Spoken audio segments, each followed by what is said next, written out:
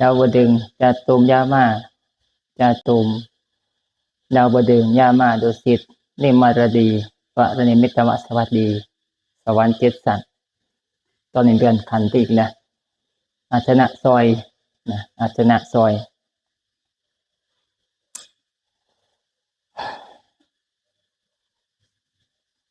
พอนี่ตัดอันนั้นตัดต้นไม้ตัดโคกันบางอันใส่เกาหลีเป็นจะได้มันใส่ยังใส่กระไกเรียกว่าใส่อันเลยฮะใส่เครื่องตัดเทือไปทั้งสองอันฮะโอ้เบิร์ดก่อนหนึ่งพอดีเบิร์ดแบบเบิร์ดจะเรียนเรื่องมาเหลืออยู่ว่ากระเบิงอันเขามีอันนั้นตัวเขามีอันเปอร์เซ็นต์ให้เบิงก็จะสิไปใส่จนเบิร์ดศูนย์นะโอ้ยมันก็เสื่อมมันก็เพ่ไว้พระเจ้าใส่ของมันแบตเตอรี่พระเจ้ามีโซ่หน้าปัดอย่างนี้ว่า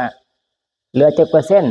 ะงานจะอย่าให้เกินอย่าให้ต่ำกว่า5%หรือบอกกับ10%นี่ก็พอเศร้าแล้วก็มาเปลี่ยนแบตก่อนใหม่ใส่ของก็มันก็เพ่ก็มันเบิดเหลือ0ปั๊บจนดับไปเลยนั่นคือแบตเตอรี่มันเพ่มันเสื่อมนะมันเสื่อมมันเพ่ไว้นะนั่นแหละบรรณาตัดก็คือเบิ่งเปอร์เซ็นต์มันให้มันเหลือประมาณ10%เนี่ยก็เศร้าแหละมาเปลี่ยนก่อนใหม่ตัดปีละเถื่อ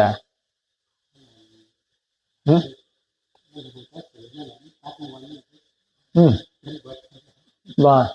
ตัดดีหรือประมาณ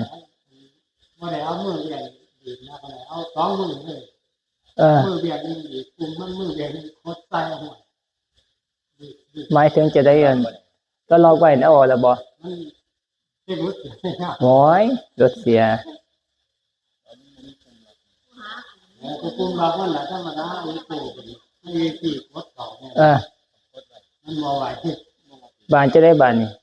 เอาเบียดนี่โคตรตะปูเบียดก็นึงกำด้วยก็ใส่เนี่ยน่ะก็มื้อนึงก็จับแฮนมันแกงไปเลยนั่นแหละใจโอจะได้กูให้ลองมาที่แรกแล้วบ่ทันได้ตัดกันปานใดดอกเขาจะตัดบ่ทันพอบ่กี่วินาทีใจออกแล้วบ่คือโอ้ยใส่บ่ทันเข้ามืออยู่ไปอันแม่นบ่ทันได้ลองอยู่ไปเว้าก่อนล่ะที่แรกมันเอาขึ้นข้างนอกเนาะตัดจังซี่มีปัญหาจับบ่ทันเป็นนะใส่บ่ทันเป็นที่แรกนะก็เลยบ่ทันคล่องบ้านนี้ใส่เป็นหูจักลายมันก็ตัดง่ายนะตัดง่ายมือเดียวมันเมื่อยต้องใส่2 มือตัดแต่ด้านบนมันบ่ด้านข้างบ่ได้ตัดบ่อ๋อด้านบน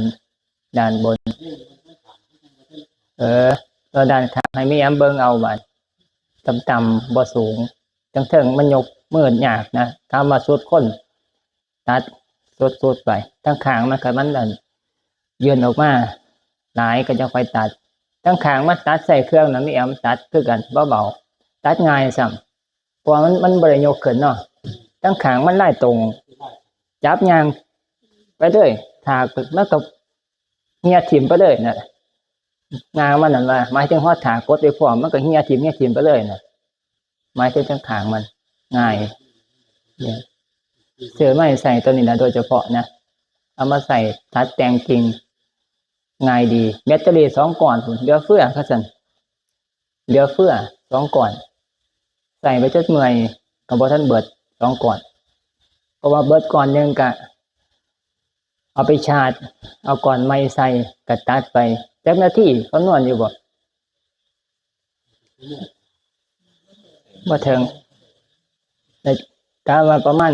40-50บ่ประมาณ40-50 นาทีก็ปวดแล้วละเมื่อยมันเหนียบกัดใจกรรไกรอันตัดแต่มาขึ้นมา1,000 กว่าเทื่ออยู่มันจะคือหนีบเขาอยู่มัน1,000 กว่าเทื่อ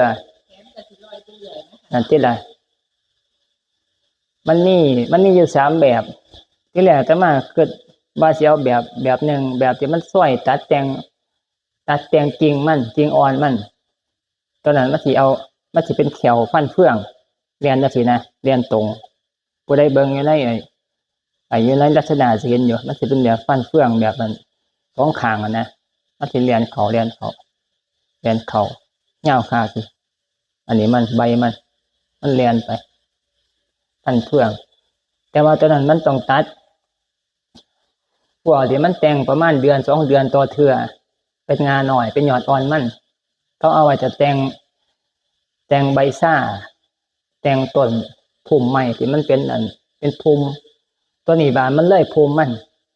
พอมาปีหนึ่งตัดเท่านึงมันก็เลยบ่เป็นพุ่มมันเป็นงาบานแม่นแรงของมันนี่บ่พอในการมาตัดงาซ้ำผมมือซ้ำบ่นี่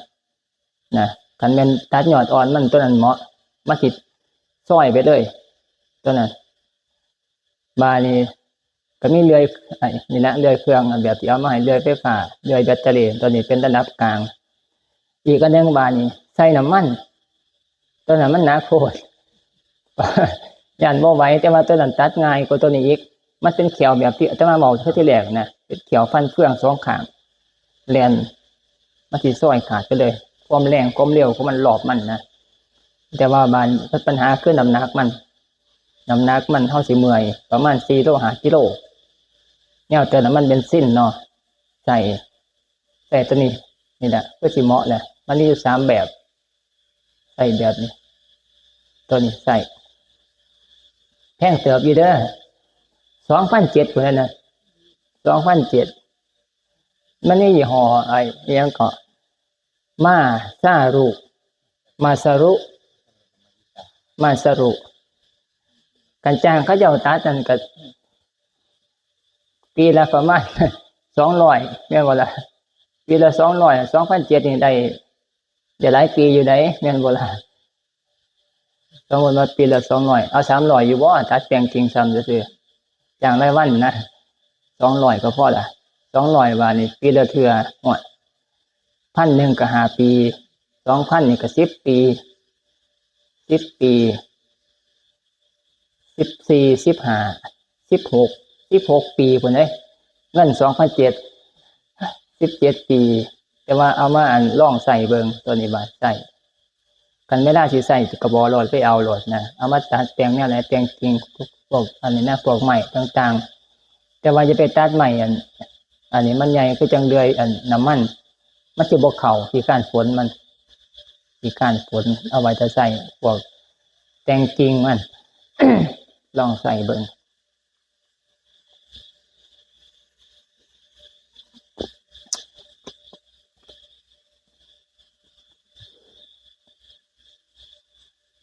นั่งสมาธิถือส่วงเขาเจ้ามาเอาขี้ไก่มาห้อยพอดีถือวันพระพอดีวันธรรมดาก็บ่ได้มาถือพอดีเอิ้นว่าพญามารมากวนพญามารย่ำไถเลยก็พอยิกย่ำไถมาถือส่วงวันพระวางใส่กันพอดีบ่อันเป็นวางวันธรรมดาวางเวลาพร้อมกันพอดีกับนั่งสมาธิทำวัดถือส่วงพอดีจะเป็นมอจอแห้งแล้วมาสังเกตเบิ่งวันพระนะวันพระคือว่าเป็นการบำเพ็ญอดทนตะบะเอาพญามารม่านตั้งหาจัดใส่อยู่ในพญามารใส่หมองเป็นหมองว่างความคิดใส่ก็สินะพญามารมาหายางก็คือกิเลสมารขันธมารอภิสังขารมารแล้วก็มัจจุมารแล้วก็เทพบุตรมารนี่เป็นสิ่งที่คอยขัดขวางบ่ให้เฮาบรรลุธรรมหรือว่าบ่ให้เฮากระทำความดีได้โดยง่ายคอยขัดขวางคือพญามารอยู่ในหลักพุทธศาสนาที่พระพุทธเจ้าเพิ่นกล่าวไว้มีทั้งมารในตัวของเฮาเองแล้วก็มารภายนอกเป็นมารภายในมารภายนอกเพิ่นจัดเข้าไว้หมวดหมู่อุปสรรคขัดขวางให้เฮาบ่ได้ทำความดีหรือบ่ก็เฮ็ดได้ยากเป็นอุปสรรคขัดขวาง สังเกตเบิ่งเจ้าของหรือว่าสังเกตเวลาปฏิบัติจะทำความดีต่างๆให้ท่านก็ดีรักษาศีลปฏิบัติภาวนาทุกอย่างที่เกินชื่อว่าการกระทำความดีการมีอุปสรรคมาเนี่ยก็พิจารณาน้อมใจน้อมใจมั่นเฮาก็สิได้รู้จักแล้วก็หาวิธีในการก้าวพ้นก้าวข้ามไปได้กันบ่ฮู้ข้อมูลเฮาก็จะเกิดมาเป็นสิ่งภายนอกผู้นั้นผู้นี้มากวนเฮาก็จะเกิดอารมณ์โทสะเกิดมาโทสะโมหะต่างๆเกิดมาเฮาบ่รู้จักวิธีการวางจิตจะว่าการศึกษารู้ข้อมูลในพุทธศาสนาหลักธรรมต่างๆนี่มันสิช่วยได้มากเป็นหลักปริยัติรู้จักวิธีการเทียบเคียงแล้วก็เอามาวางจิตของเฮาก็มีข้อมูลบานก็สิอธิบายเกี่ยวกับเรื่องม่านหาอย่างคืออันนึงที่แรกที่ว่าไว้บ่หันก็คือกิเลสม่านเนี่ยมีเบิดทุกคนเป็นหมายถึงว่าม่านภายในตัวนี้กิเลสม่านคือม่านคือโทสะโมหะราคะราคะโทสะโมหะ3อย่างกิเลสในใจของเฮาทุกคนนี่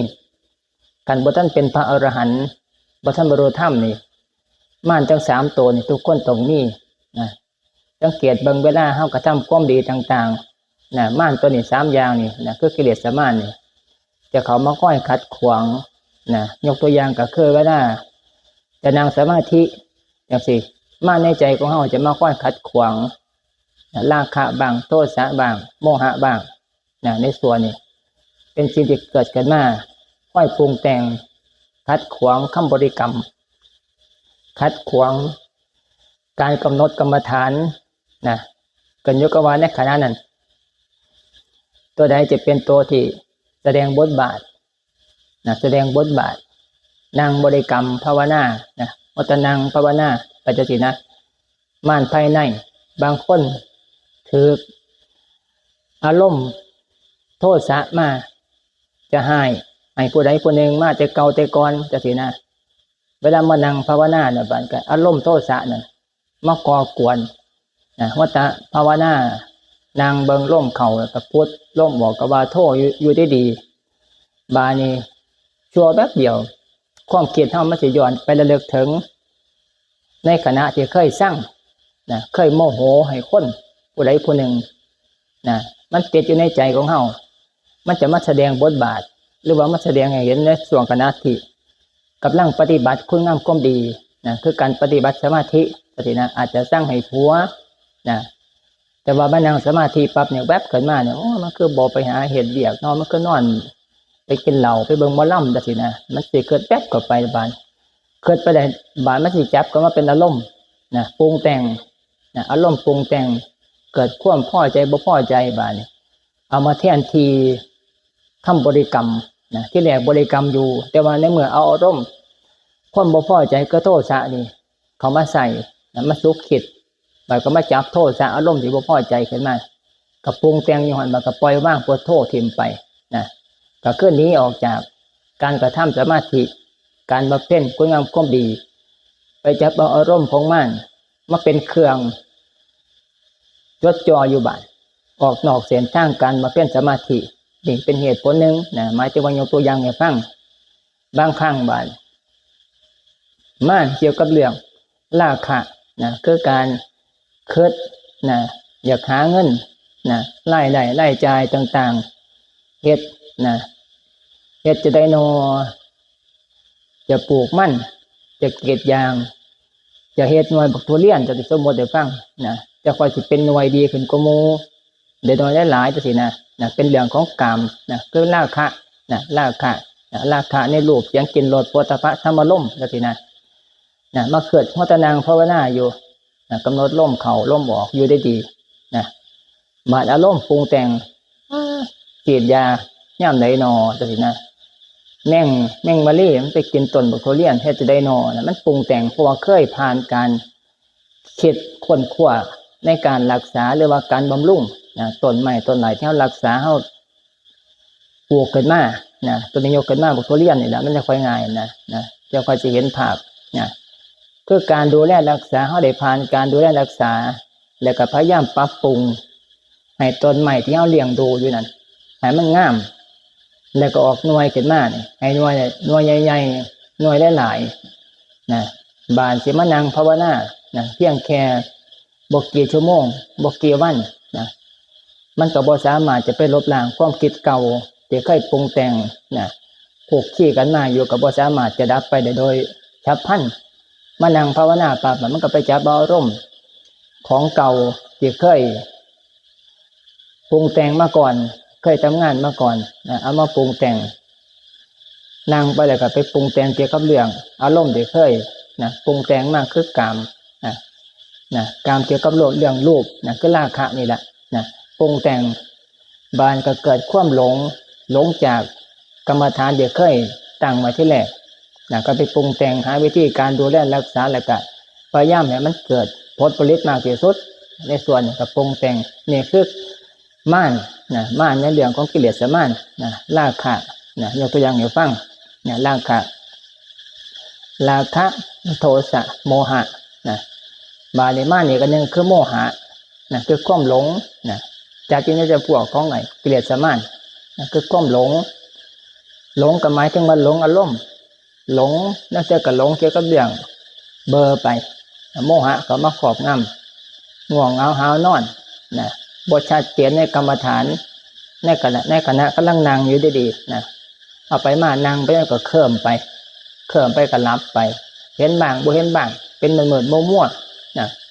ก็จะเห็นกับบ่เห็นมั่วอารมณ์ที่แรกก็กำหนดกรรมฐานอยู่ดีๆว่าพูดโทล่มเขาก็ว่าพูดล่มบอกก็ว่าโทอยู่ดีๆเอาไปมาเนี่ยนั่งไป10 นาที20 นาทีบางก็โมหะก็มาครอบงำหลงบ้านหลงกรรมฐานเบอมืดจะแจ้งก็บ่แจ้งที่มืดก็บ่มืดนั่นความลับเข้ามาขอบงำทิฏฐิมิทะเข้ามานี่ก็เป็นความหลงอีกอย่างหนึ่งความหลงโมหะกิเลสม่านตัวนี้หมายถึงว่ากิเลสม่านลำดับที่1ที่ประจัดไว้เรื่องก็เรื่องม่าน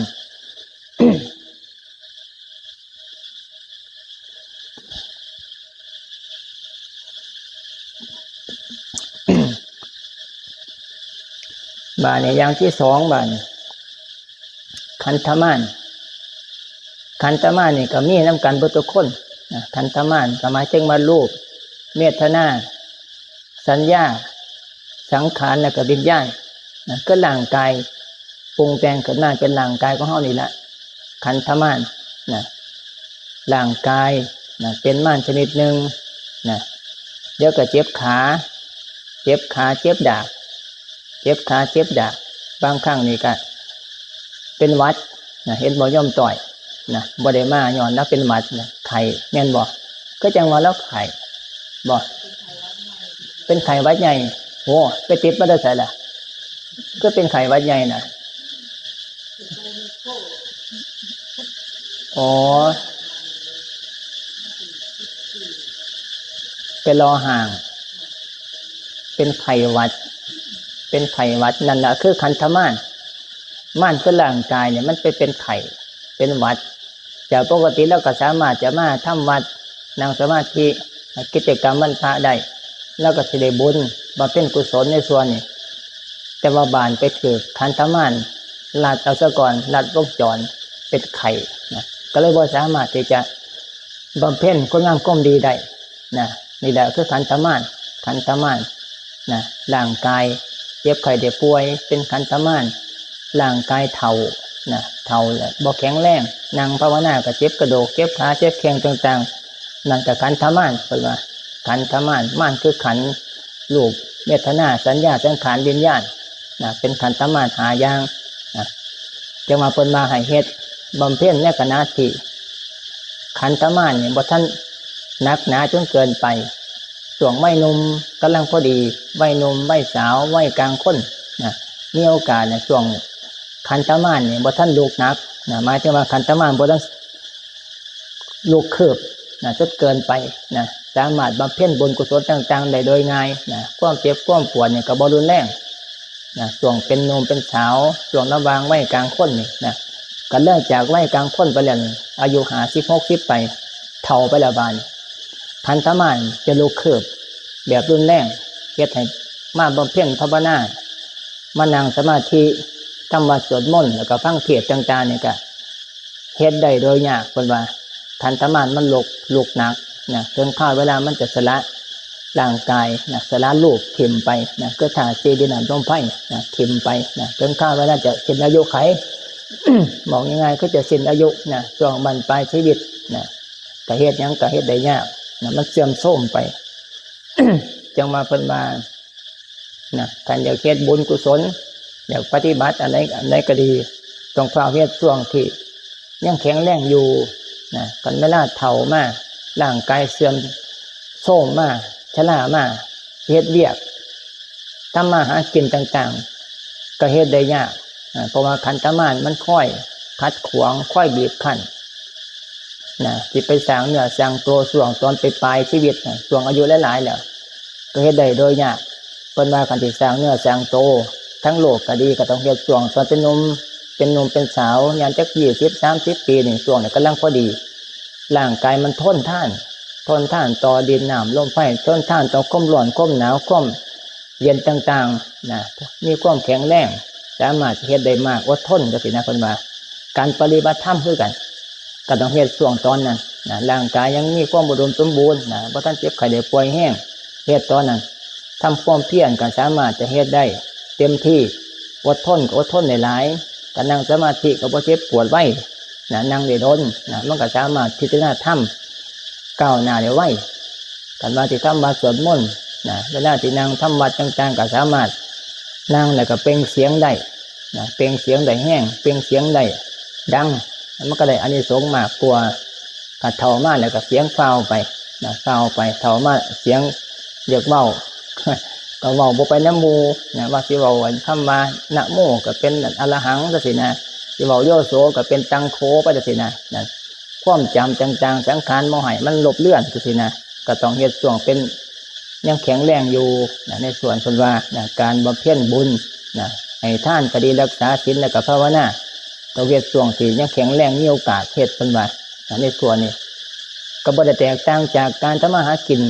อันเดียวกันนะเพิ่นว่าคันสิบวชเพิ่นว่าเห็นบ่เพิ่นว่าบวชแต่พี่แต่เป็นหนุ่มเป็นสาวพี่นะเป็นแน่น้อยแห่งดีฝึกหัดตั้งแต่อายุ18-19 ปีพี่นะหัดท่องนาคนี่ต่างๆเนี่ยเวลาฮอด20 ปีก็บวชนะบำเพ็ญภาวนาอดนอนก็เฮ็ดได้ดีนะอดนอนนะทำความเพียรอย่างจงกรมก็ได้หลายชั่วโมงนะมันก็สามารถเข้าถึงธรรมได้โอกาสมันก็มีหลายกว่าการเฮ็ดบรรเทาอยากเฮ็ดอยากปฏิบัติอยู่นะแต่ว่าไปย่างจักหน่อยนึงนะมันก็เจ็บขานะเจ็บขาปวดเอวไปนะมันก็เฮ็ดบ่ได้นะสิไปเตือนเด็กลูกสาวก็วิ่งหมานนะเฒ่ามากก็เป็นแต่แนวนั้นนะในส่วนนี้แม่นแจ้งผู้มื้อเห็นบ่เขาเจ้าว่า60 ปีเขาเจ้าเกษียณนะเขาเจ้าใช้หลักทางการเด้หลักวิทยาศาสตร์อยู่นั่นน่ะ60 ปีเกษียณเขาเจ้าว่าให้เซาเฮ็ดงาน 60 ปีก็เจ้าก็อาศัยอิงจากวิชาแพทย์หมอนั่นแหละนะตัวร่างกายมันขาลงนะเกี่ยวกับเรื่องร่างกายสมองต่างๆมันก็เริ่มเป็นขาลงนะการคิดอ่านต่างๆก็บ่แจ่มแจ้งโอกาสจะคลาดเคลื่อนนะก็มีมากนะมันความจำมันบ่ค่อยดีบัดลบเลือนไปนะเคยหัวแจ้งตาใสสมองปลอดโปร่งนะมันก็ถูกความเฒ่าความเสื่อมนะมันเข้ามาครอบงำเขาเจ้าให้เกษียณเขาเจ้าว่า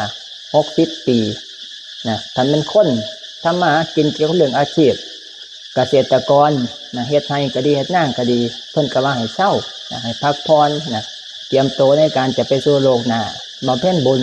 นะเขาเรียกว่ากินบุญเก่าซะสร้างไว้แต่ช่วงตอนเป็นหนุ่มเป็นสาวเพิ่นว่าให้สร้างไว้นะสร้างไว้ตอนแข็งแรงตอน60 ปีบาดนี้ก็เกษียณนะปล่อยว่างนะคอยปล่อยว่างออกให้รุ่นใหม่เขาเจ้าเฮ็ดผู้หนุ่มผู้สาวเกิดมาแทนก็ให้เขาเจ้าเฮ็ดนะ60 ปีกันจะไปเป็นผู้นำผู้อื่น60 ปีบาดจะไปพาขับรถ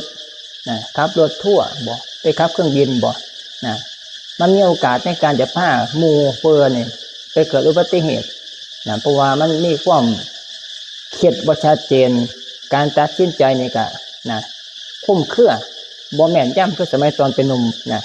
มันมีเหตุผลก็คือร่างกายนะขันธ์ตามาเนี่ยมันมีปัญหานะระบบสมองก็ไปน้ำกันพระเจ้าก็เลยว่าให้หยุดพักนะหยุดพักนะเศร้านะขันเฟื้นไปบ้านมันก็มีโอกาสจะทำผ้ามูนะให้เกิดความเสียไปน้ำกันผู้นำผ้าเสียเพราะว่าผู้น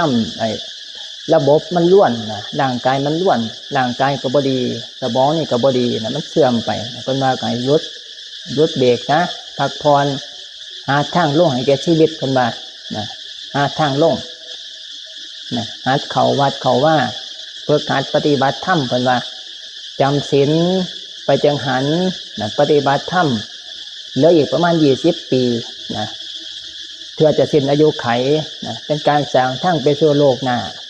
นะเพราะได้ไปเกิดต่อเอาไม่บาดมันก็สามารถจะสร้างฐานะขึ้นได้นะต่อไปมันก็บ่ไปสู่ทุกขติคนว่านะ20 ปีนี่หลังจากเกษียณอายุ60เนาะหางานจัก80ก็เสียชีวิตนะสมบูรณ์ให้ฟัง 20 ปีนี่เอาเวลาที่เกษียณแล้วนี่ไปสร้างบำเพ็ญบุญสร้างเสบียงบุญเตรียมตัวไปสู่โลกหน้าเพิ่นว่า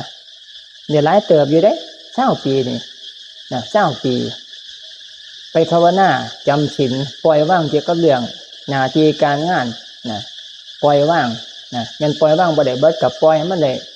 นะอย่าให้เหลืออยู่น้อยนึงอย่าให้มันหลายคือตอนเป็นหนุ่มเป็นสาวนะปล่อยว่างออกไปให้ผู้อื่นก็เจ้าเฮ็ดแทนเฮาก็ไปสร้างเอาทุนเอาไว้ถ้าไปสู่โลกหน้านะการไปสร้างบุญเฮ็ดแบบไหนบ้างนี่บางคนนี่ก็ไปจังหันนะไปจังหันไปอาศัยวัดมาเป็นหม่องเพิงนะหม่องอยู่บ้านไปวัดก็สิไปนั่งอยู่เฮือนซื่อๆนี่ก็นะก็คือจังบ่มีค่าพะโลนะชีวิตนึงก็ล่วงไปโดยที่คันบ่ได้เฮ็ดงานเนาะคันคนบ่ได้สร้างงานนี่คือจังบ่มีค่าบ่มีหน้าที่การงานมันก็ต้องไปวัดนะไปสร้างบุญนะก็เจ้าเอิ้นว่านะผู้เฒ่าผู้อาวุโสเขาวัดเขาว่านะเขาเจ้าก็นับถือผู้ที่มีศีลมีธรรมฮู้จักวัดจักว่าเขาเจ้าก็นับถือนะมันก็มีค่าขึ้นมานะบ้านคันฮู้จักการปฏิบัติธรรมจำศีลบาดนะที่เรียกให้ท่านแล้วก็จำศีลนะปฏิบัติธรรมจำศีลศีล8ศีล5ฮู้จักฝึกสมาธินะก็เจ้าก็ยกให้เป็นผู้เฒ่าที่นะน่าเคารพนับถือบาดเพราะว่าเพิ่นไปปฏิบัติธรรมนะนี่ละหมายถึงว่า60 ปีไปเข้าวัดเตรียมโตปฏิบัติธรรมให้ท่านก็มีโอกาสหลายบาดหมายถึงว่าเวลามันหลายนะไปวัดใส่บาตรต่างๆหอดวันพระมากก็ไปจำศีลฝึกหัดปฏิบัติธรรมนั่งสมาธิเฮ็ดไว้เตรียมโตไปนะฟังเทศน์ฟังธรรมมีงานมีการอยู่ไสบาดนี่ก็มันไปตัวเวลาในการทำมาหากินมันก็ปล่อยออกไปแล้วนอกจากเหลือแต่เวลาจะสร้างอริยทรัพย์หรือว่าสร้างบุญไว้เตรียมทุนไว้ในการไปสู่โลกหน้าบานถึงในเวลาประมาณ80 ปีบาโดยประมาณบาก็ถึงข้าวเวลาจะเตรียมโตหมายถึงว่าร่างกายมันจะทำลายโตเจ้าของนะคือมันจะเป็นโรคในสัมผัสย่างนะมันบ่เป็นโรคเป็นไฟมันหาแนวสิเป็นนะ80 ปีบานนี้ก็เสียชีวิตไปบานนี้20 ปีนะที่สร้างบุญที่ปล่อยวางภาระจากการทำงานต่างๆเตรียมเสบุญไว้เตรียมเสบียงบุญไว้20 ปีนี่หลายเติบเด้บ่แม่นธรรมดาเด้20 ปีก็ฮู้จักสร้าง เฮ็ดบ่ขาด20 ปีนี่ม่อยมันก็ไปเกิดสวรรค์ยองๆพุ่นแหละบ่ธรรมดาเด้นี่หมอพอนี่20 ปีบ่ธรรมดาเด้ท่านฮู้จักเฮ็ดนะสามารถจะนำพาไปต้นทุนไปเกิดสวรรค์ได้เกิดสวรรค์แล้วบาดเนี่ยก็กลับมาเกิดเป็นคนได้อีกบาดนะก็สร้างบุญต่อไปอีกนี่คือการสร้างตอนเนี่ยสร้างปัจจุบันให้มันดีก็หมายถึงมาเริ่มสร้างเริ่มเฮ็ดมาตอนเป็นเด็กน้อยนะใหญ่ขึ้นมาก็เรียนหนังสือนะนี่คือการใส่ชีวิตจากทุนเก่าบานฮอดแม่น่าวัยหนุ่มวัยสาวมาบานนี่ก็เรียนจบเลยบานก็แต่งงานมีครอบครัวบานนี่ก็หาความสุขจากการเกิดขึ้นมา นะแล้วก็มีครอบมีครัวกับสร้างฐานะต่างๆกันมาตามที่สามารถจะสร้างได้ตามที่กรรมดีกรรมชั่วมันคอยส่งเสริมนะคอยส่งเสริมนะกระแสชีวิตไปช่วงนั้นช่วงเป็นหนุ่มเป็นสาวแล้วก็ไม่กลางคนนะอาศัยทุนเก่าแล้วก็ปัจจุบันในการเฮ็ดนะก็เฮ็ดไปบ้านเนี่ยหอดเวลาใส่ที่จะหอดประมาณ60 ปีนะใส่ทุนของเก่าแล้วก็เศร้าบาดเพราะว่าทุนเก่ามันสิเบิดคันบ่สร้างใหม่บ้านมันก็บ่มีตัวเป็นต่อทั้งหน้า60 ปีบางก็เศร้ามวนซะแต่ก็มาเศร้ามวนอย่าไปเกิดมวนเขาเรียกหน่อยนะเศร้ามวนบางก็หาสร้างทุนเอาไว้แต่ไปเกิดไม่ศาสตร์นะมันก็ต่อเนี่ยไปเกิดไม่ศาสตร์นะบางก็มาเกิดเป็นคนนะก็ยังมีของเก่ามีบุญนะอยู่จาก20 ปีละที่สร้างไว้ก่อนจะตายเนี่ย อาศัยส่วงที่ว่าเกษียณเนี่ย60 ไปแล้วก็สร้างมันก็ไปต่อไปเกิดใหม่บ้านสร้างดีมันก็ไปต่อเกิดพบใหม่บ้านนะก็ต่อเนี่ยไปเรื่อยๆจนกว่าบารมีอินทรีย์มันจะแก่กล้านะบามันก็จะคอยสิบรรลุธรรมโสดาก็ว่าไปสกทาคาอนาคาอรหันต์มันก็เป็นไปแนวนี้นะมันก็สามารถไปสู่สุคติได้ก็ไม่ได้ไปสู่นิพพานต่อไปอีกนะบาเนี่ยกันผู้ใดบ่ได้สร้างเกิดแต่มาว่า60 ปีไปแล้วก็ยังหลงอยู่นะหลงโลกอยู่เขาเจ้าว่าหลงโลกนะก็บ่ได้สร้างบุญเตรียมตัวไว้ก็อยู่แบบที่นะบ่มีบุญเป็นทุนนะบ่ได้เกิดมามีโลกหน้านะบ่มีโลกหน้านะบานเวลาถึงข้าเวลามาละสุดท้ายมาถึงบุญบ่มีนะไปเจ้าหาบุญบ่มีบานมันก็เป็นกรรมที่บ่ดีบานเนี่ยมันสิมาพาไปเกิดสู่ภพหน้าชาติหน้าบานมันก็สิบ่ได้ไปสู่สุคตินะบานเพื่อจะไปตั้งหลักขึ้นมาใหม่จากทัศสาวาสิ่งเกิดมาจากนรกต่างๆเนี่ยไปตกนรกมานะเพื่อจะมาคอยเก็บเล็กผสมน้อยขึ้นมาชาติแน่ได้ทีละเล็กทีละน้อยนะแล้วเจอกับไปเกิดเป็นสัตว์สมมติว่าให้ฟังก็คือไปเกิดเป็นหมาแล้วสินะเกิดเป็นหมามันก็ได้บุญที่กันเด้นะไปเกิดเป็นหมาแล้วก็ซอยต่อวัดจังสินะก็เพราะได้บุญคอยเก็บเลี่ยมไปหมาสร้างบุญได้คือกันเด้นะเทวสัตว์จะได้ฌานนะบางพวกนะบางโอกาสเห็นหมอไปเห่าแล้วก็ไปรักษาวัดรักษาว่ารักษาสถานที่ที่เขาเจ้านะเป็นไอ้ดูแลให้เจ้าของจังสินะก็เพราะได้บุญแต่ว่าบุญมันก็บ่หลายได้เล็กน้อยนะเล็กน้อยก็ค่อยเก็บไปชาติละเล็กทีละน้อยนะทีละเล็กทีละน้อยนะเฮาขี้ขโมยแน่นะเฮาโจรแน่นะได้บุญทีละเล็กทีละน้อยนะตัวสัตว์มันก็บ่สามารถจะสร้างบุญได้หลายคือคนจังสินะก็ค่อยเก็บจังซั่นไปเกิดชาติหน้าอีกก็เก็บไปทีละน้อยจนกว่ามันจะเพียงพอจะเต็มก็ได้เป็นคนบาดจะค่อยมาเกิดเป็นคนมันจะค่อยจะมาเกิดมาจะสร้างดีบ่สินะคันบ่สร้างดีสร้างบุญบาดเนี่ยก็ตกไปคือเก่าก็ไปเดิมไปเก็บเด็กมาจากเก็บเด็กเก็บน้อยมาอีกบาดเพื่อจะได้บุญเป็นคนนะมันก็เสียเวลาไปเนิ่นนานในการเกิดแต่ว่าก็ต้องเป็นคนบาดคันนำหัวจักสร้างบุญต่อไปเกิดตมาว่าเนี่ย60 ปีเนี่ยก็พอเศร้าพอเกษียณซะเฮ็ดไร่เฮ็ดหน้าต่างๆเนี่ยก็พอเกษียณพอเศร้าในเศร้าบ่เบิดเนี่ยก็เศร้าเป็นคนค่อยถ้าเบิ่งค่อยแนะนำเล็กๆน้อยๆจังซี่นะเฮาก็สิพอมีเวลาในการเตรียมโตแต่มาหมายถึงจังซี่นะก็สร้างบุญสร้างกุศลไปบาดไปต่อภพหน้าชาติหน้าก็ต้องเป็นแนวนี้นะเป็นแนวนี้จะมาเขาเจ้าปรับเวลาราชการเนี่ยนะแต่ของพระเจ้าอยู่ได้60 ปีนะ60 ปียศพักพระเจ้าว่าเห็นหมอนบอกเรื่องนั้นเท่าป้อมเท่าพ่อเอกป้อมเห็นหมอน70 ปี80 ปีจักปีก็จักปีก็เขาหิวปีแล้วอยู่แล้วนะนั่นก็หมายถึงว่าเป็นตัวอย่างที่ว่าเท่าแล้ว80บ่พอว่าถึง80นั่นที่เราเห็นว่าสภาพน่ะเขาผู้ใดก็เว้าแต่ว่าก็เบิ่งอยู่ในคอมเมนต์เขาเจ้าก็โอ้ยให้เราเศร้าให้เราไปพักษานั่นช่วงตอนเราไปนำเขาเจ้านั่นหิวกูมื้อนี่เศร้าแล้วบ่มันก็ร่างกายแล้วก็บ่สภาพนำแน่หมายถึงว่านั่นเป็นความจริงนะว่าร่างกายถึงข้าวไว้หน้ากันเลย60ไปแล้วมันขาลงนะขาลงกันจะไปเป็นผู้น ไปทำหน้าที่ต่างๆมันก็บ่สามารถจะเฮ็ดได้ดีทอผู้นมเขาเจ้านะไปบัดนักเรียนมันก็ตัดสินใจมันก็จำผิดจำถูกเอาไปมาสิไปพาหมู่เข้าป่าความหมายนั่นนะเขาเจ้าก็เลยให้ผู้เด็กน้อยนะผู้เป็นหนุ่มผีไม่ไหวที่เขาเจ้านะมีความคิดที่นะสมัยใหม่แล้วก็มีความคิดที่ชัดเจนและก็ฉลาดนะในส่วนเนี่ยเขามาแทนที่นะค่อยมีผลงานสร้างผลงานในส่วนบอกมาจังว่าร่างกายส่วนบนปลายก็เป็นแนวน่ะเป็นแนวน่ะ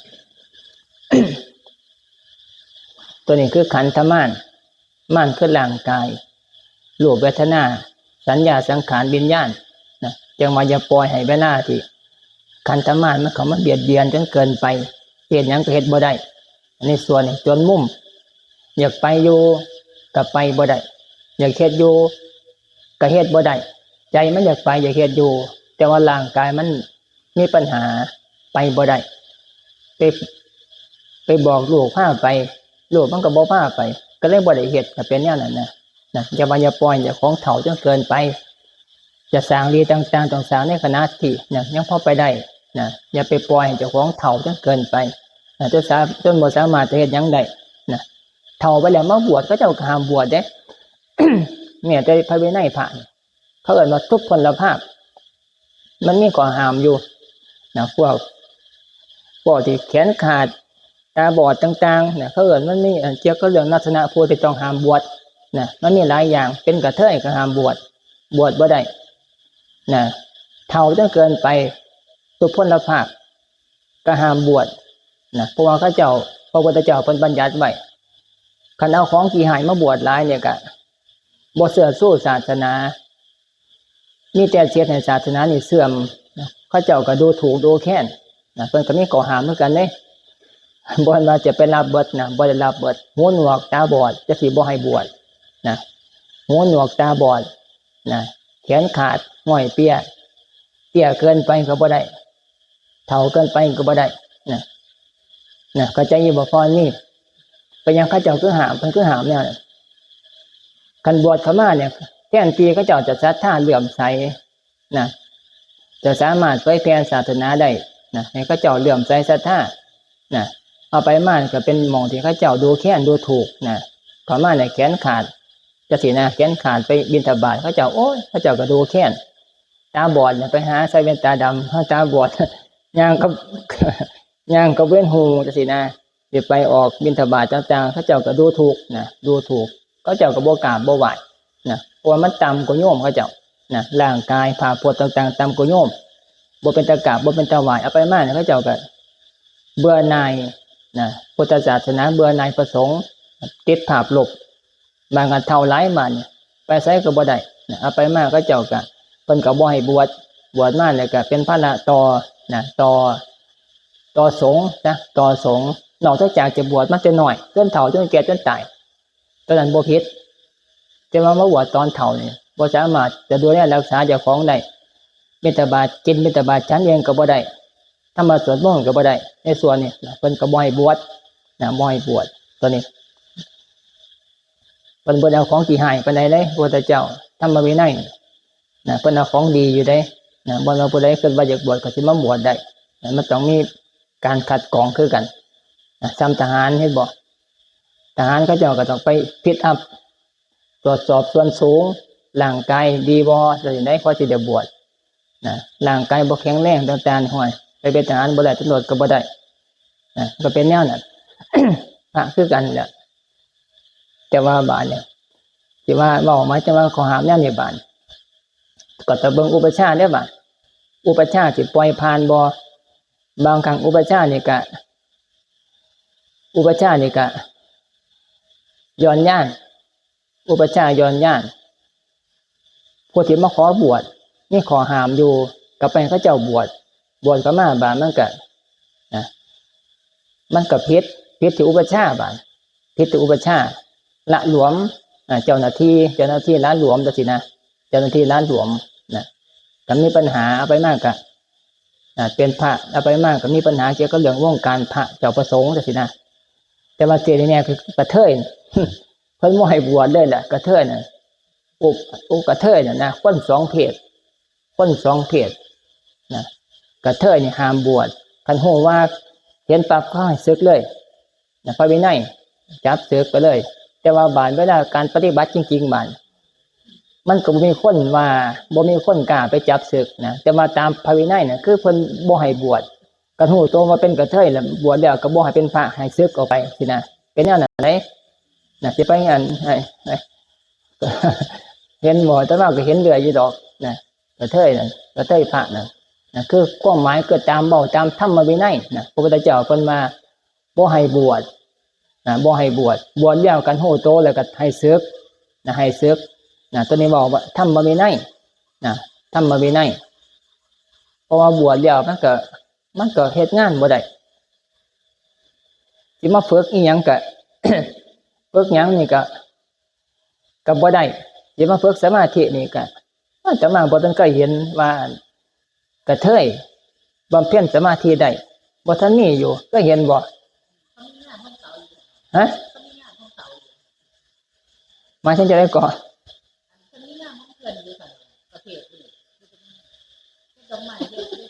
โอ้งานของเพิ่นตอนนี้เขาเจ้าบ่ได้เว้าแนวนี้พุทธศาสนานี่ต้องบำเพ็ญศีลสมาธิปัญญาขึ้นไปแนวนี้สูงไปตามลำดับเพิ่นบ่ได้ว่าไปเก่งในเรื่องของการเฮ็ดดอกไม้เด้เป็นเรื่องของโลกเขาเจ้าเพิ่นเว้าในเรื่องของการบำเพ็ญขึ้นไปตามลำดับคือศีลเข้าสู่สมาธิปัญญานี่คืองานพุทธศาสนางานของพระเจ้าประสงค์นะไปแนวนี้นะบานปัญหาที่เป็นกระเทยนี่คือ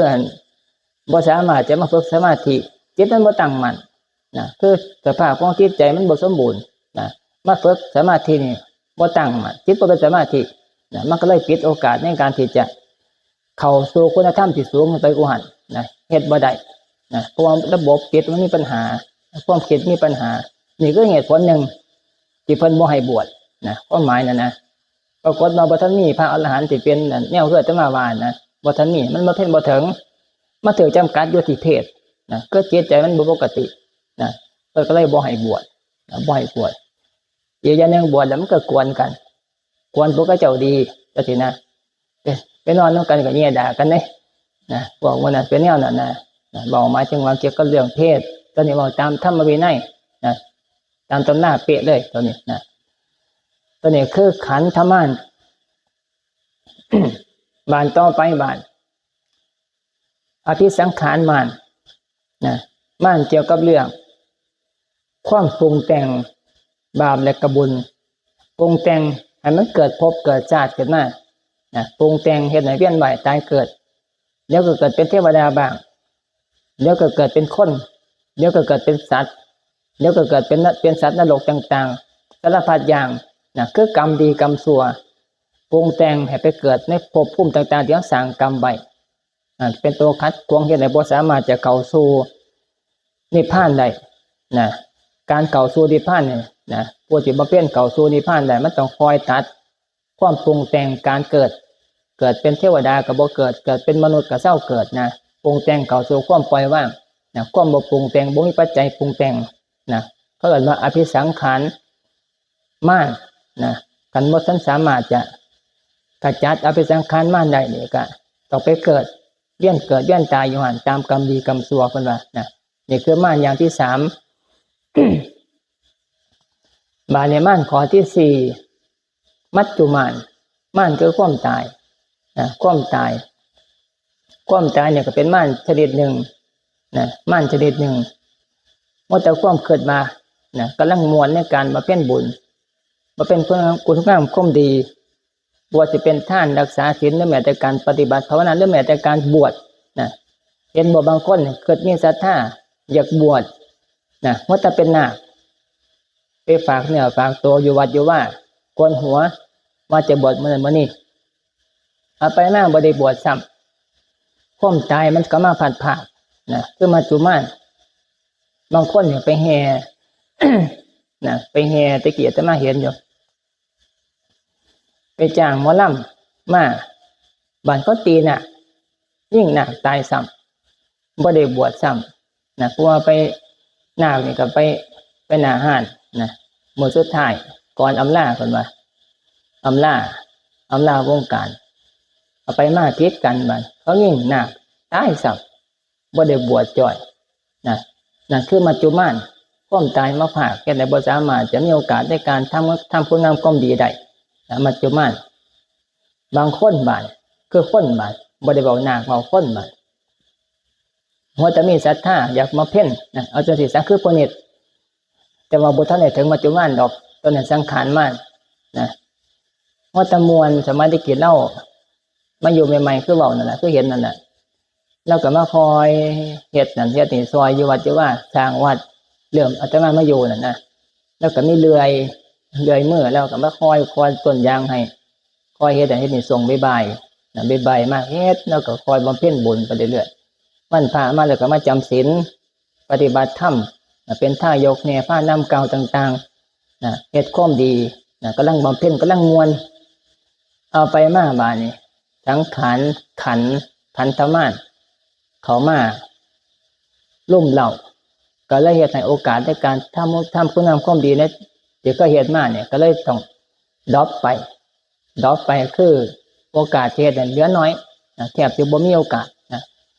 แต่ว่าบาดขันเบาถึงว่ามัจจุมานก็คือตาย ขันมัจจุมานมันดรอปไม่เหตุให้เสียชีวิตไปก็คือเบิดโอกาสเลยก็เรียกว่ามัจจุมาน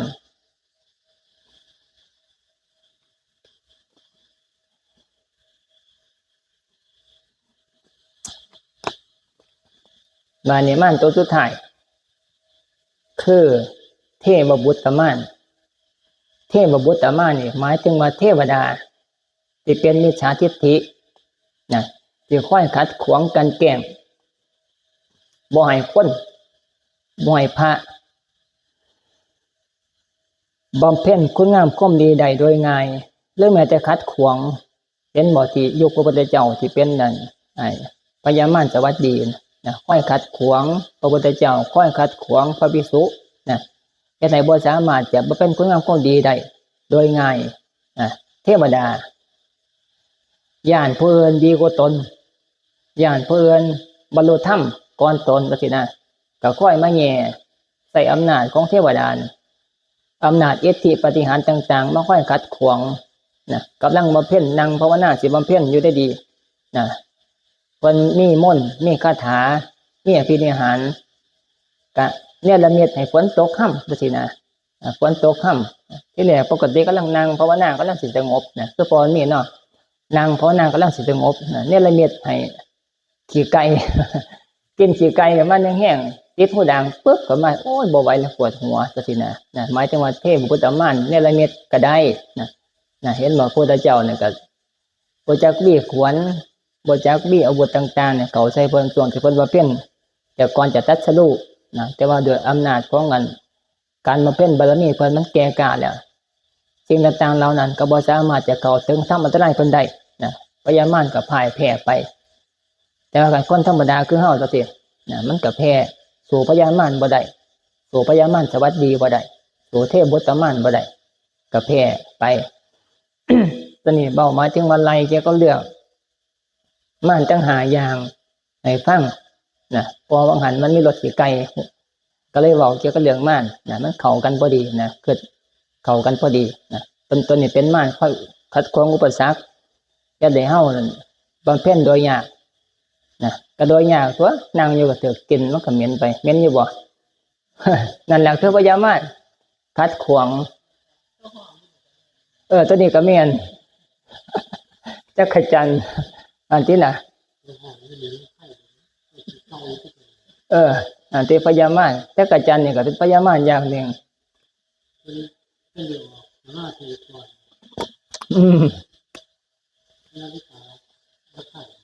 ถือกิน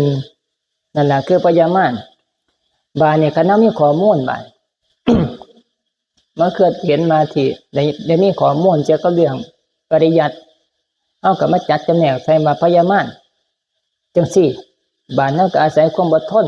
มีกำลังใจหรือว่ามีวิธีในการต่อสู้พยายามปล่อยว่างมันก็สามารถจะก้าวข้ามไปได้เพราะมีข้อมูลกันบ่มีข้อมูลก็บ่มีมองว่างความคิดเจ้าของได้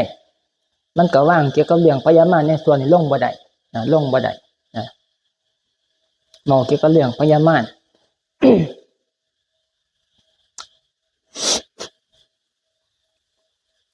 เราเรื่องจักรจันทร์นั่นแต่มานั่งเบิ่งอยู่วันนั้นเมื่อเทศเพื่อนแล้วเมื่อก่อนนี่เทศเพื่อนนั่นมองมาเสียเตาเผาศพนะ มานั่งอยู่นี่ตรงใบอยู่หลังศาลานั่งอยู่ผู้เดียวแล้วเด้อแล้วนกเขานั่นมันไล่กินนั่นจักรจันทร์แตกโคบทละบาทอยู่แต่มานั่งเบิ่งอยู่นะก็เห็นอยู่บ่วันนี้เห็นอยู่บ่มีอำสังเกตเห็นบ่เกียร์มันกลางคืนแล้วกินกลางคืนตัวนี้กินกลางเว้นนั่นแหละแต่มาเบิ่งอยู่มันคือเดี๋ยวมันอยู่นี่ดูแท้แต่มาก็นั่งเบิ่งอยู่ที่เหลือมันอยู่กกอย่าง เอาไปมาบาดนี้บ่ข้าวบินลงมาใส่กซ้ำสาเขามาจับเกือบแล้วก็กินจักรจันทร์ก็แตกโคบทละบาทมันก็เข้ามาใหม่จักรจันทร์แต่ว่าแล้วนี่มันสิบ่บินวนคือจังกามันบินเข้ามาเจ็บมันเจ็บได้มันก็ยกตนมันกินบัดเมื่อค่อยกึบไปงาใหม่จักรจันทร์ก็แตกโคบทละบาทนะอยู่เนี่ยอยู่นี่เนี่ยอยู่กกซ้ำสานี่นะแล้วนกเขากินจักรจันทร์โอ้เดี๋ยวมันกินจักรจันทร์ตัวนี่แต่มาว่าเดี๋ยวนกเขาก็เว้นเนี่ยก็เห็นว่าหันตรงใบแต่ว่ามันอย่างที่บ่ติงโตไว้คือจังพวกกาคือตอนกามันกินแมงมะลี่น่ะแมงข้ามน่ะมันก็บินแต่เขาแต่ออกมันก็เห็นง่ายแต่ว่าแล้วนี่กินเงียบ กินแล้วก็นิ่งประมาณ4 นาทีก็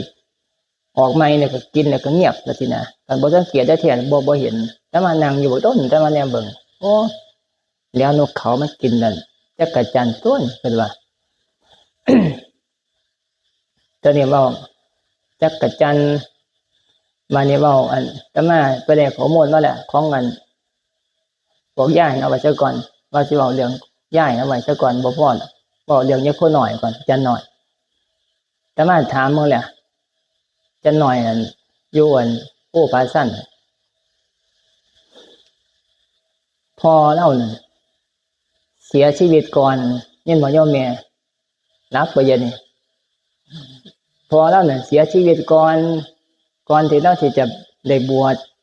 นะช่วงตอนเราเรียนนั่นอยู่อันประมาณ20 ปีนะ19 20 ปีจบม.6แล้วจบม.6แล้ว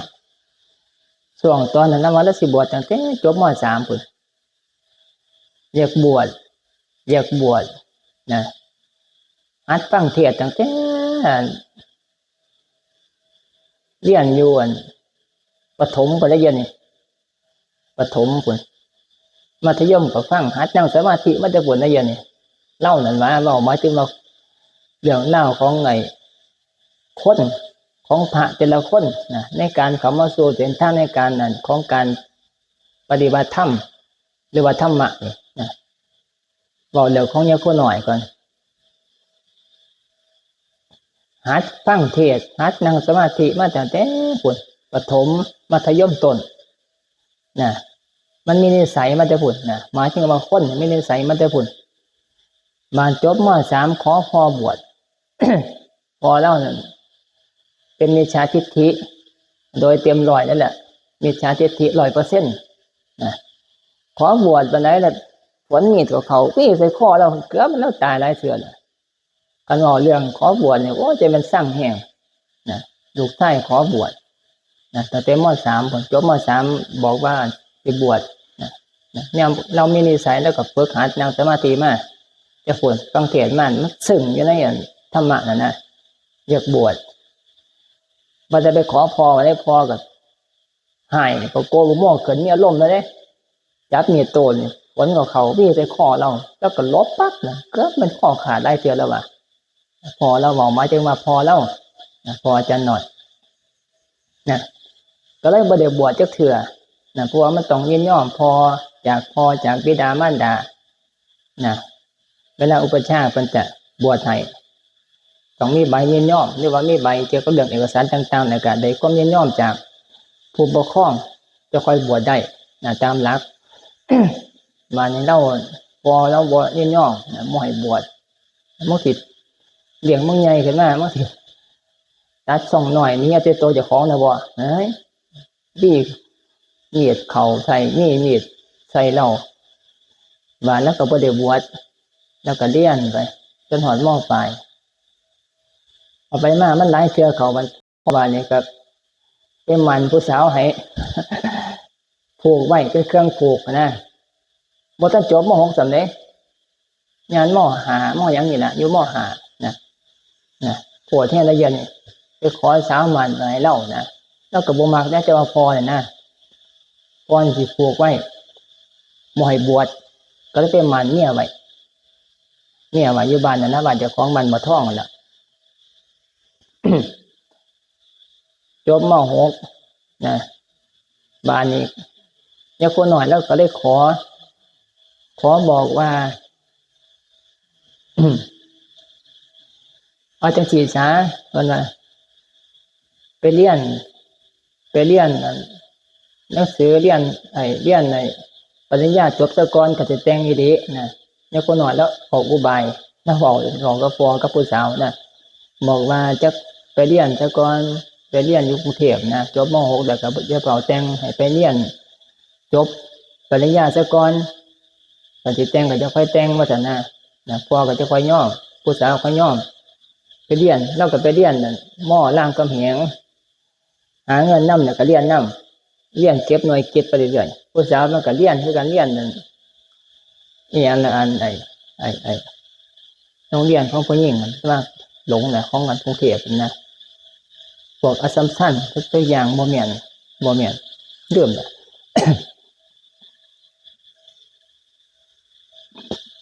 เรียนคนละโรงเรียนแล้วคนหน่อยเรียนรามคำแหงทำงานเก็บเงินเนี่ยก็เรียนไปนำนะเก็บหน่วยกิจให้มันจบแต่ก่อนนำกันจังค่อยแต่งงานแล้วเก็บหน่วยกิจได้ประมาณ75หน่วยกิจนี่แหละว่าซั่น เกือบจบแล้วเด้เดี๋ยวครึ่งนึงปกติจบมันก็120หน่วยกิจนะเพิ่นเก็บไปได้75หน่วยกิจแล้วบ้านนี้พอแล้วมันก็เสียก็หมายถึงว่าเสียชีวิตประมาณเกือบ20 ปีนะเกือบ20 ปี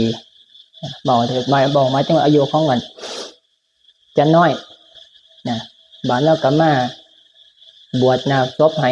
3 เดือนอยู่วัดบันไทยวัดหลวงพ่อค่ำสมัยแต่ก่อนนะบวช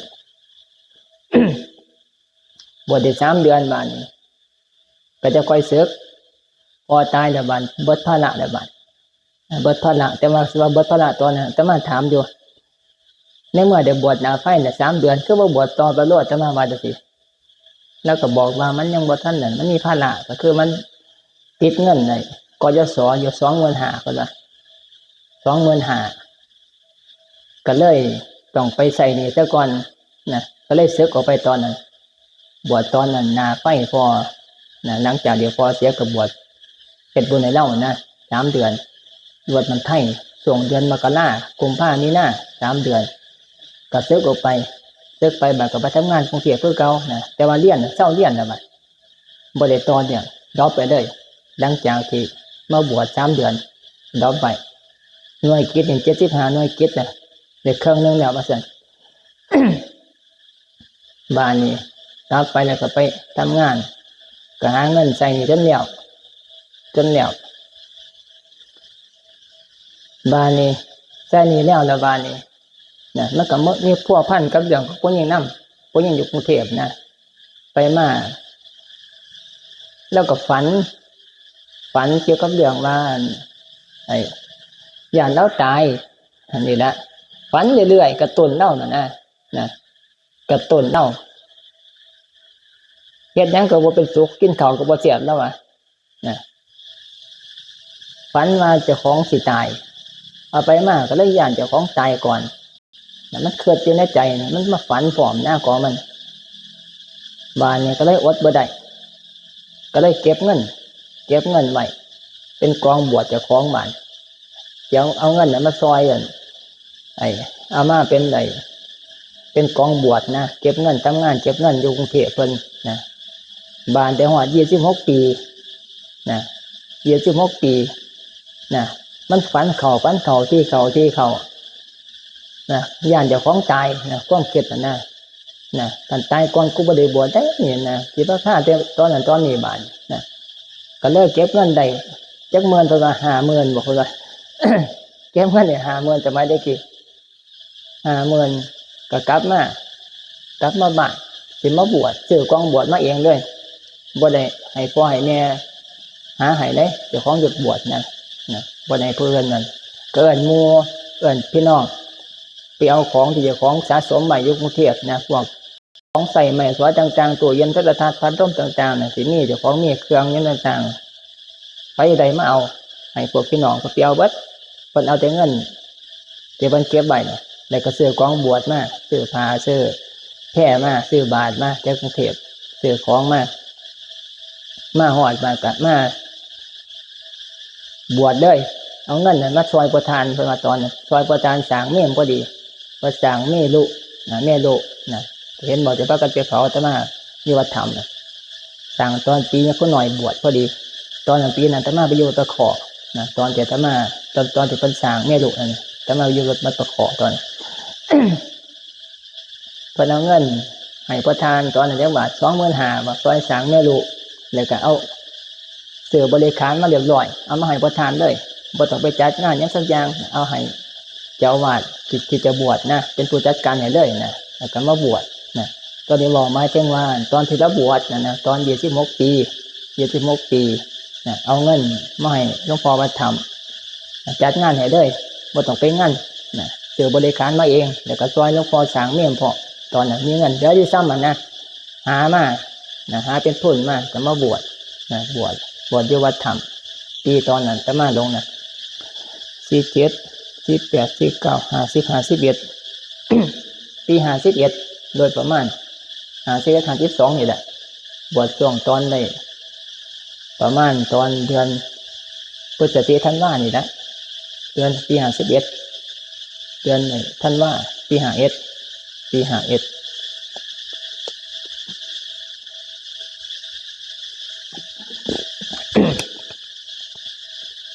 เนี่ยเราก็เที่ยวไปจำศีลขี่รถโดยสารมาจำศีลในวัดธรรมแต่ไม่ได้กี่อยู่น้ำกันมาแต่บันหมอทอง จำศีลวัดธรรมจำศีลนั้นลูกชายเนี่ยเมื่อเช้าก็มาถาดรถเมื่ออยู่บ้านพญาเตนะบ้านอันนี้แถวบ้านพญาเตนั่งโดยสารเมื่อเหตุที่นั่นหมดเรื่องมาหลายปีอยู่มั้งแม่นหมอย่อมแม่จักปีบุตรน่ะแต่นั่งก็เริ่มเนี่ยเธอละสิเสียเมียยังคนหน่อยเมียจะหน่อยเมียเราก็อุตสาหะเมียเราเป็นสัมมาทิฏฐิอยู่ได้เมียเราเนี่ยหมายถึงว่าเมียเราศรัทธาในพุทธศาสนาอยู่นะลูกชายบวชกันนั่งมาจำศีลอยู่แทบทุกศีลมาวัดธรรมนั่งโดยสารมาอย่างเมื่อก็นั่งโดยสารเมื่อสมัยเด็กกี่นะสมัยก็ไปบิณฑบาตก็เห็นแล้วถาดรถนะบอกมาจึงว่าวัดของเงินเจริญคนนะของอาจารย์หน่อยดูฟังนะการบวชนะศรัทธามันคอยกระตุ้นเตือนนะแนวนี้ก็บ่ได้ยากบ่ต้องไปอาศัยศรัทธาจากผู้อื่นปานใดอาศัยศรัทธามันเกิดขึ้นมาจากเจ้าของเท่านั้นเจ้าของนะมันคอยกระตุ้นเตือนอยู่นะก็ได้มาบวชกับดีใจกับปฏิบัติก็สามารถส่งเสริมแล้วก็อยู่ต่อไปได้ปฏิบัติไปเดี๋ยวบุญไปเรื่อยนะจะมาซื้อหน่อยอยู่นะจะวางบ่ได้บุญบ่หน่อยนะซื้อหน่อยแต่ว่าบุญแล้วใหญ่เลยธรรมดาเลย สมัยตะกี้อยู่น้ำกัน7 ปี5 ปี6 ปีนะ หลายปีกูหันไหมล่ะ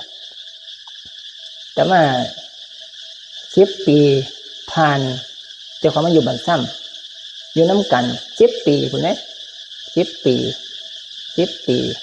อยู่น้ำกันอายุซ้ำกันเกิดปี25น้ำกันแต่ว่าเราบวชร่วมอยู่5 ปี6 ปีนะนี่ปีหนึ่งเนี่ยอาตมาบ่ได้อยู่ปีแล้วบวชจำพรรษาปีแรกอาตมาไปจำพรรษาทั้งคู่นะบ่ได้จำพรรษารวมไปกับเราปีแล้วบวชปีแรกนะเราไปบวชช่วงท่านว่า51 52ช่วงอะไรอาตมากันนี้ไปทุดงภาคเหนือช่วงกลับมาช่วงเขาพรรษาเนี่ยก็อยู่น้ำกันอยู่จำพรรษาช่วงบางช่วงปีแน่นอนอาตมาไปจำพรรษาอยู่ทั้งคู่คนเดียวก็กระปีนั่นแหละเว้ยกระปีแล้วบวชปีแรกนี่แหละบ่ได้จำพรรษาน้ำกัน แต่ว่ามาจำภาษาหลวงปู่กลับมาจากภาคเหนือ ก็เลย อยากไปปฏิบัติผู้เดียวไปอยู่ผู้เดียว หลังจากนั้นมาเดี๋ยวความไม่ยืนน้ำกันจำภาษาน้ำกัน ตะกี้พวกก็จะไปบวชนำพวกคนอำเภอแถวส่วนอำเภอก็มีพวกขี่ม้าแน่ติดยาไปบวชขี่ดื้อแน่แล้วสินะไปบวชน่ะไปพาเขาเจ้าย่างจงกรมนะปกติหลวงพ่อว่าถามปฏินี่กฎระเบียบก็คือเวลาหลังจากฉันเขาแล้ววันธรรมดาให้ย่างจงกรมชั่วโมงนึงนะก่อนจะพักผ่อนฉันเขาแล้วประมาณ3 โมงครึ่งก็กลับไปตีลังข้างแล้วก็ย่างจงกรมประมาณชั่วโมงก่อนจะค่อยพักผ่อนนะจาก4 โมงถึง5 โมงจะค่อยพักผ่อนอยู่สินะบ้านเนี่ยกับผู้เก่าผู้บวชเก่าก็ค่อยแนะนำค่อยบอกพวกเขาเจ้าบวชไม่ส่วนของภาษานะบ้านเขาเจ้าบวชหลายแห่งปีน่ะประมาณจำภาษาน้ำกันเนี่ย22 คน22 ลูกร่วมบวชตอนนั้นอยู่วัดธรรมพวกเก่าเนี่ยก็มีอาตมาจันเหวยอาตมากับอาจารย์หน่อยนี่นะอาจารย์หน่อยก็ประธานก็เป็น3เป็น4นอกนั้นบวชไม่เบิดนะบวชไม่บวชเขาพรรษาจังเนี่ยจังผ่าอันพวกเดือเนี่ยเพราะว่าเขาซุ่มกันเขาแซงกันเนี่ยเบาเสียกันมันจับกลุ่มก็ได้นะ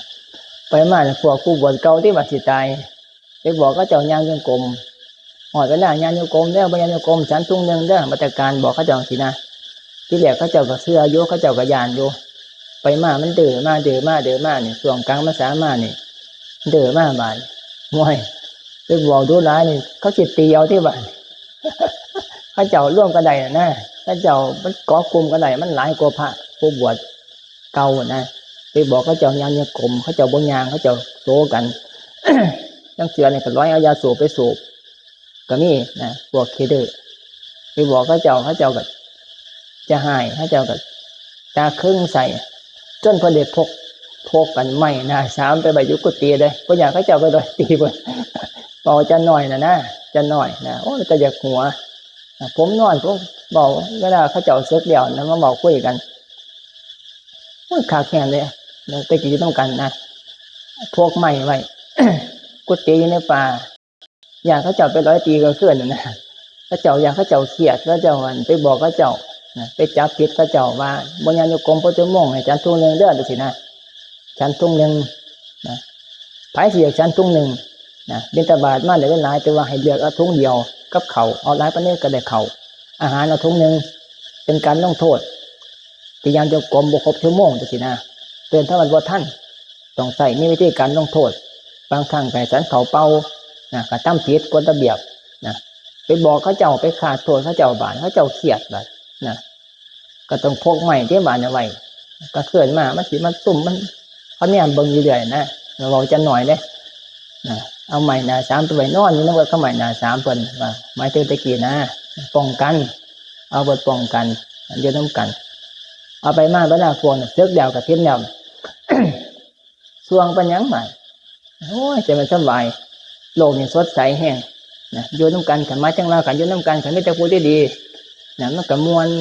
นะมีตะพูศรัทธาในการปฏิบัติธรรมกับมวลนะกับปีได้ตีพวกที่เขาเจ้าที่เดินมาบวชเนี่ยโอ้ยจะเป็นถูกหลาย ทำไมยืนน้ำกัน